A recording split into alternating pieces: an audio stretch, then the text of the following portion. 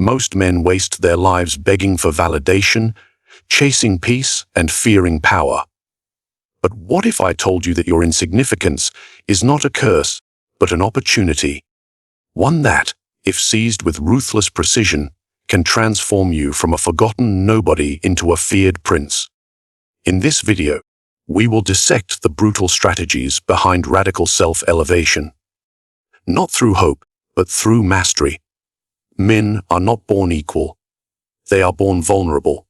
Some remain as such, clinging to illusions of virtue and fairness. Others awaken. They see life as it is a battlefield of influence, deception, and silent wars for control. In this guide, we abandon the comforts of morality and step into the shadows of self-creation. You will not be told to improve. You will be taught to ascend. Slowly, strategically, and without mercy. For the path from obscurity to power is not paved with kindness, but with clarity, discipline, and cold decisions. Look around you. Men follow what they see, not what is. They kneel not before truth, but before its most convincing impersonator. And in this world, your image is your weapon, or your tombstone. Now tell Mech, what do they see when they look at you? A man of power, or a man who wishes he had it? Most wait until they feel powerful to act powerful. Fools, the wise reverse the order. You begin with appearance. Because perception is the leash that controls the minds of weaker men, history does not reward those who merely become great. It rewards those who first appear so. Consider Cesare Borgia. He was not born with a throne. He crafted his aura. Dressed like a prince before he wore the crown. Surrounded himself with strength before he wielded it. Spoke little, but when he did, it was with silence around him and weight behind every word. People feared him before they had any reason to. Why? Because he controlled the theater. And that's what life is. A stage, a game of optics, where the mask matters more than the man beneath it. This is not deception. This is strategy. Let me ask you something directing. When you enter a room, do others shift their posture? Do they lower their voices slightly when you speak?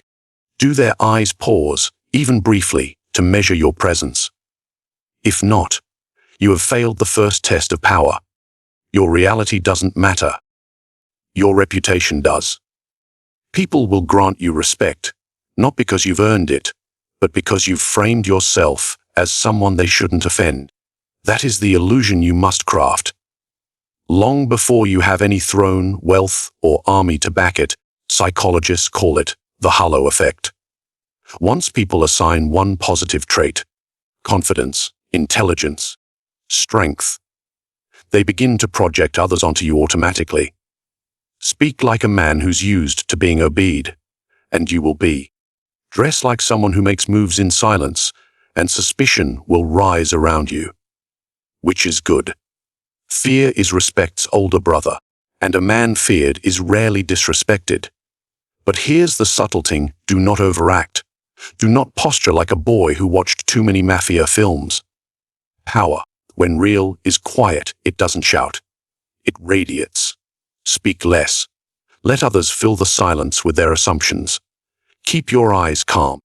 Still, never darting, never begging for approval. A still gaze unsettles the insecure. You will find that silence is louder than noise. A straight posture more convincing than 100 words. Why? Because people don't believe what you tell them. They believe what they conclude on their own. Your job is to guide that conclusion. Strategically. Like planting whispers in their subconscious. Create your myth brick by brick. Not with lies, but with symbolic truths. A man dressed in tailored darkness who doesn't flinch when challenged.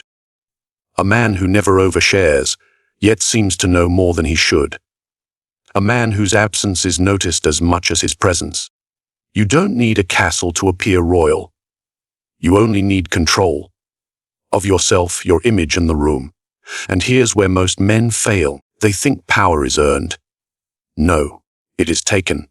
Through perception first, then force if needed. Do you know who controls a negotiation? Not the man with the better offer, but the one whose presence feels like a threat, even if he smiles. Now imagine yourself in that position. Not because you've conquered nations, but because you've conquered optics. How you walk, how you pause before speaking, how you give nothing away unless it serves your assent. Even your enemies will hesitate, and in hesitation, there is opportunity. That is the power of crafted perception. It turns time in your favor. It bends assumptions to your will. It makes people doubt themselves around you, and when they doubt themselves, they obey you. But here's the truth no one wants to hog. Until you master your image, you will always be someone else's background character. Forget that at your peril. The man who ignores perception is not just unseen. He is discarded.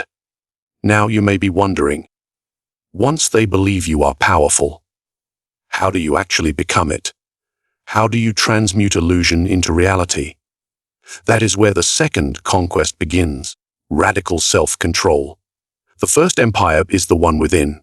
Shall we proceed? You want to rule others. First, you must conquer yourself. Not the version of you that shows up when everything is calm. The version that appears under pressure, in betrayal, in chaos. Because when the mask cracks, your enemies watch. So ask yourself, who are you when nothing is going your way?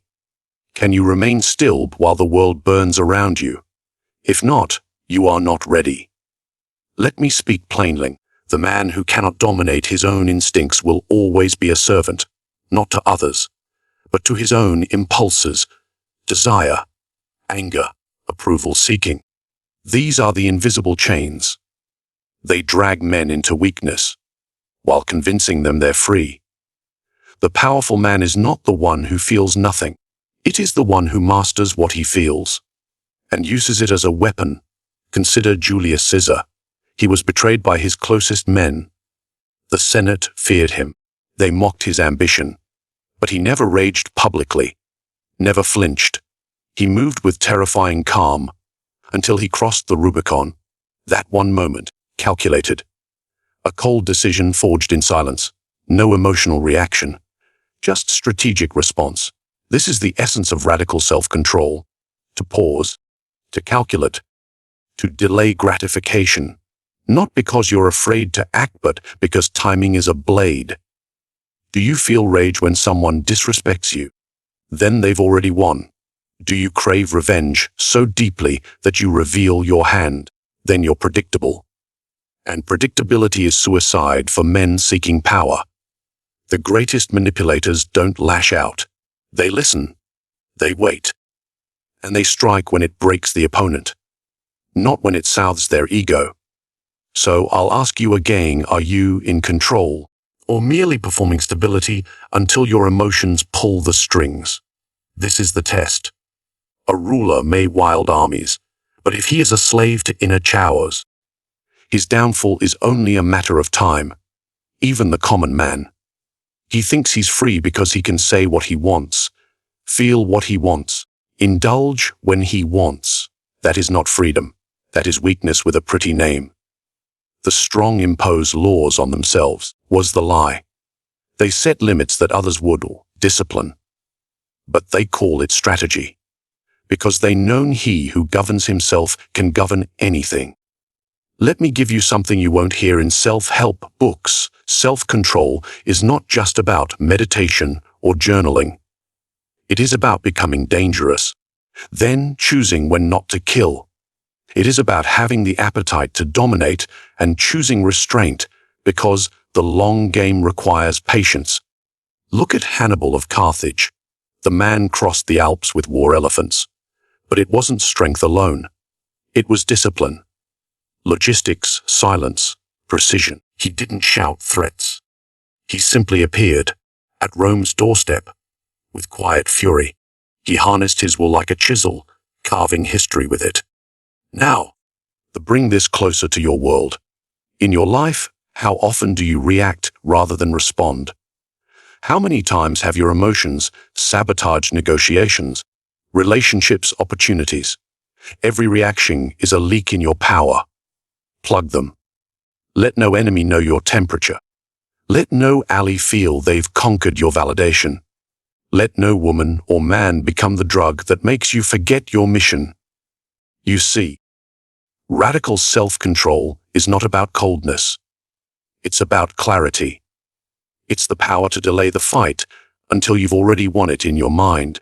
It's the ability to take betrayal, humiliation, even heartbreak, and use them like sharpening stones. Not for revenge, but for precision. Because every moment you control yourself, you become less human, more sovereign. This frightens people. They won't understand your calm. They'll call you distant, emotionless, inhuman. Let them. The lion does not explain why it doesn't roar.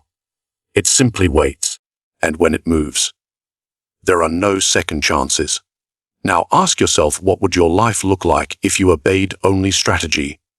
Not moods, not triggers, not urges. What could you become if nothing could move you except will? That is the second conquest. And those who fail it, they may play at power, they may gain temporary advantage, but inside they will always be ruled by their lust, by their fear, by their need to be liked. But you, if you master this, truly master it, then you become untouchable. And once you are untouchable inside Ek, you're ready to detach from the world itself. Which brings us to your next weapon, strategic isolation. Not loneliness, power in solitude. Shall we continue? Let me ask you a simple question. Who are you when no one is watching? When the noise dies down, when no one is validating, applauding, or even noticing you, what remains? Most men fear that silence, because in isolation there are no distractions to hide behind, just a mirror and the truth. But what if that silence wasn't a curse? What if it was your advantage? Understand this: if you are always available, always surrounded, always explaining yourself, then you are never sovereign. You are owned by presence, by connection, by the illusion of belonging. And let me tell you something brutal. The man who always needs company will never command it. Power begins where dependency ends, and that begins in isolation. Now, you may be thinking, but doesn't power require allies? Yes. But true power requires something firsting, the ability to stand alone. Alexander the Great led armies. But before that, he was alone in study, trained in solitude by Aristotle himself.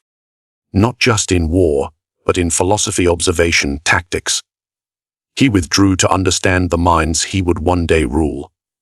He cultivated distance before dominance. Because here is a bitter truth: closeness breeds comfort. Comfort breeds carelessness. When they see you every day, they stop fearing you. When you are too accessible, you lose the mystique that power demands. Think of every great ruler, every feared strategist. What they shared was thising. They appeared when they chose. They vanished when it suited them. Their presence was a signal, not a habit. Now, turn inward. Ask yourself, can you go days without reaching for validation? Can you cut ties, not out of emotion, but precision? This is not about misanthropy. This is about architecture. You are building an inner fortress, a place within that no one else can enter, disturb, or dismantle. Why? Because when war comes, and it will, you cannot afford to collapse under the weight of emotional dependence. Psychologically, we are tribal creatures, but tribes weaken the individual mind. In a group, you conform. Alone, you refine. Solitude forces confrontation with your thoughts, your patterns, your failures. Most men run from that. But the prince in training embraces it. He knows the sharper his mind becomes in isolation, the deadlier his presence in public. Now here's where weaponization begins. Controlled distance breeds curiosity, and curiosity is power. People begin to speculate. Where have you gone? What are you building? Why are you no longer as available, as friendly, as easily read? This is the soil in which fear and fascination grow. You become unpredictable, And nothing unnerves the average man more than unpredictability. They wonder if you've outgrown them. They wonder if you now see them as irrelevant. They wonder what you might do next. All without you saying a word. Distance speaks. And what it whispers is always more potent than what you shout. Now, let's talk tactics. Withdraw gradually, not dramatically. Disappear not out of anger, but out of purpose. Limit your reactions. Silence the compulsions to comment, to explain, to announce. Let your absence become your message. And when you do return, do it colder, sharper, changed. Let them feel they've been left behind by something more focused, more distant, more formidable. Because they have. And never forgetting, isolation is not just about others. It is about you. In the quiet, you train. You study moves before they happen. You prepare psychologically. While they rot in social noise and distraction, you become the architect of your own mind. And when your mind belongs only to you, so does your future. But beware. Not all isolation is strength. Some use solitude to escape. You must use it to prepare. There is no nobility in disappearing if it leads to decay. There is only power in isolation if you forge something within it. Otherwise, you're not a tactician. You're just lonely. So retreat with purpose. Not to run, but to rebuild. Because when you emerge, you must emerge as something unfamiliar. Something colder, harder, unreadable. And that unreadability, that is where control begins. Now that you understand how distance can create power, what happens when you wrap that power in virtue? Not real virtue. The illusion of it. That is the next step. How to appear good while doing what must be done. Shall we continue? Power wears a mask. Not to deceive the wise, but to lull the many. Let me make something clear from the starting. You do not have to be good. You only have to appear so. The world is not ruled by virtue. It is ruled by perception of virtue. People crave the illusion of righteousness. They want to believe their leaders are noble, selfless, moral. But they don't test that belief. They don't look deeper. Because truth, to most men, is too uncomfortable. And this is where the wise man gains his edge. You don't discard morality entirely. No. You weaponize it. You present yourself as calm, fair, principled, but behind that mask, you move with strategy. Cold, precise, and unapologetic. Let me ask you, have you ever trusted someone simply because they looked clean, spoke gently, or used the right words? Of course you have. Humans are wired to mistake appearances for reality. Psychologists call it moral licensing. Once people see you as good, they unconsciously forgive or ignore your darker moves. You give once publicly, and it buys silence for what you take privately. That is the game, and the best players are never suspected. Consider Ferdinand of Aragon. He preached Christian virtue, spoke of unity, honor, and divine purpose. Meanwhile, he conducted brutal wars, manipulated alliances, used faith not as a personal code but as camouflage his cruelty, disguised as duty, his manipulation, framed as leadership, and the people followed because they believed. Now, what about you? Do others see you as trustworthy, compassionate, fair? If so, you hold leverage already, because no one suspects the man who says all the right things.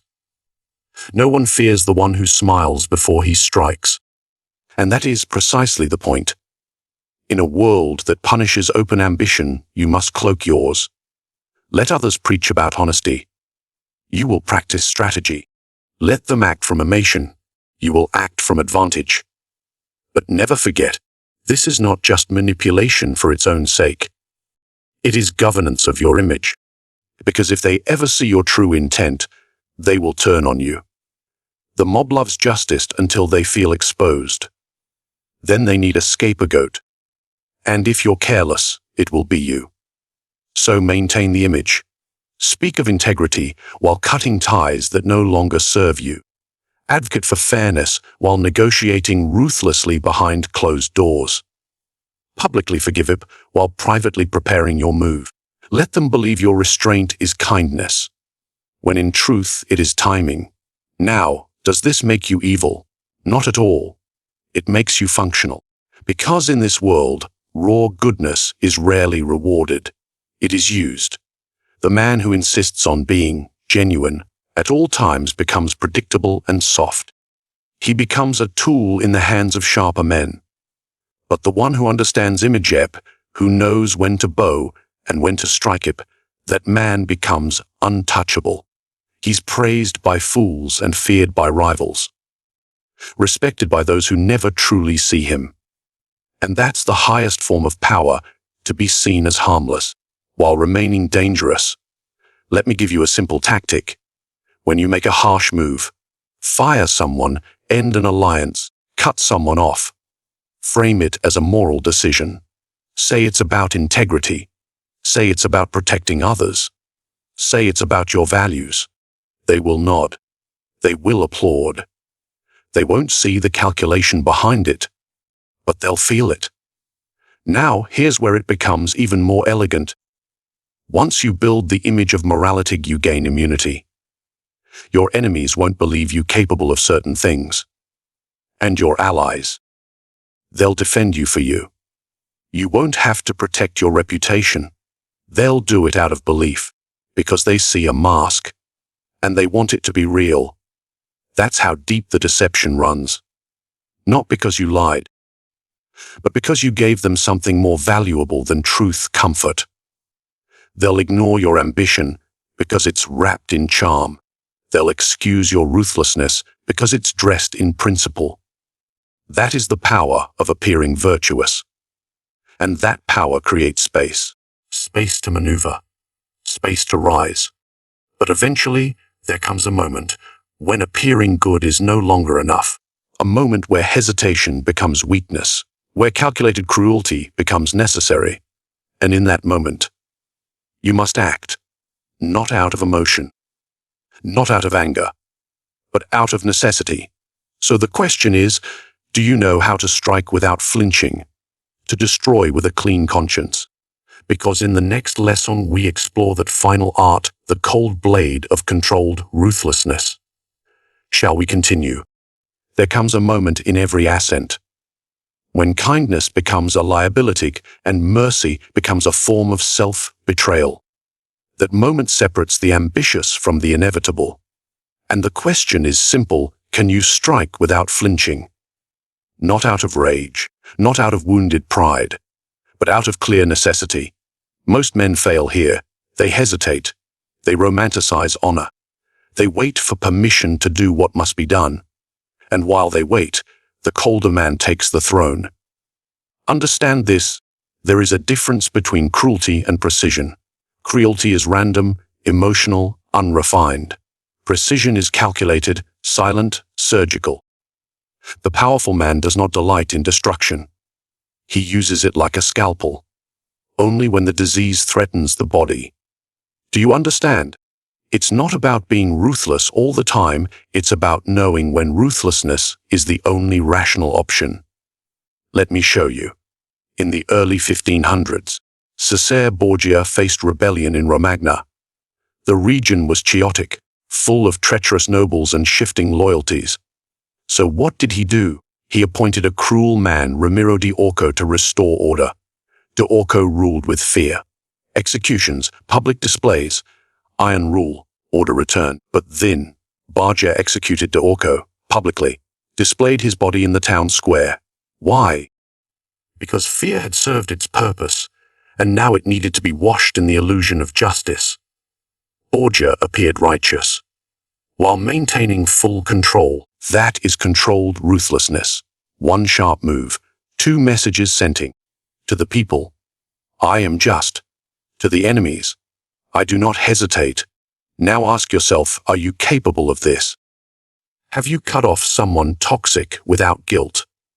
Have you burned a bridge that leads to your own weakness? Have you removed a liability before it exposed you?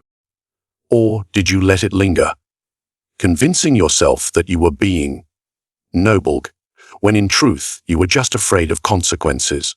Here's what psychology won't tell you: humans are emotionally wired to avoid conflict, to seek harmony, to hesitate before harm. But those instincts were designed for survival, not for power. You must override them. You must learn the rare art of dispassionate decisions. You see, the most effective blow is delivered without emotion, not in heat, but in clarity. Think like a general, not a victim. A general doesn't attack every insult. He waits, he watches, and then he strikes once, but decisively, and that strike, it ends the war before it begins. Now, let me give you a tactic. Never threaten. Only act.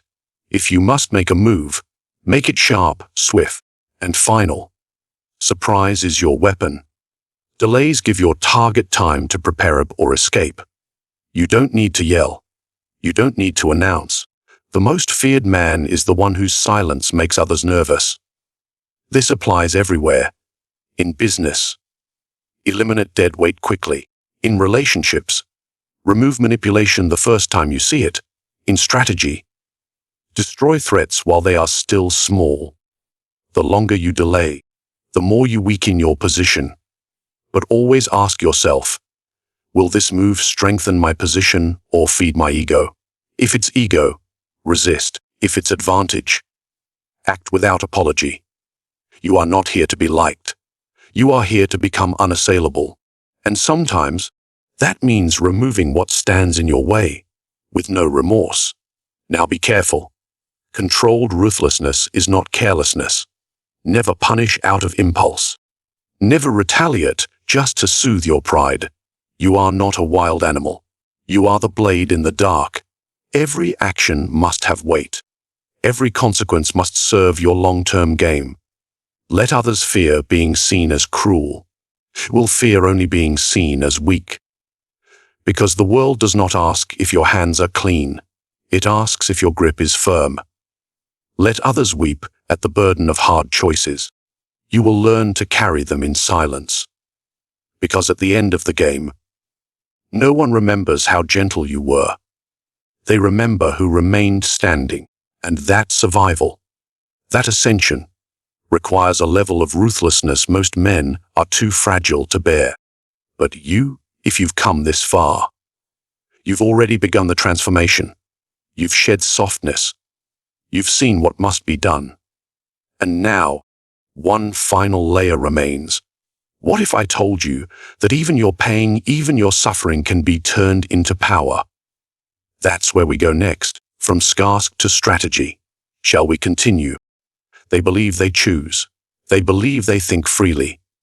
But they are guided by perception, by fear, by the illusion of virtue. And the one who understands this rules silently. True control is invisible, not forced, not begged, engineered. You do not dominate others with noise. You shape their reality until obedience feels like their own decision. Smile when they expect wrath. Withhold when they crave approval. And speak only when silence becomes dangerous. Ask yourself, how many people in your life have already bent to your presence without knowing it? How many more could, if you moved with greater precision? This is not about destruction. It is about design. You are not here to react. You are here to reshape the world around you. One calculated move at a time. Now, prove you're not just another spectator. Comment your thoughts below. Subscribe for more strategies drawn from power, not fantasy. And share this with someone who still thinks goodness alone will save them. Remember, the most dangerous power is the one they never see coming.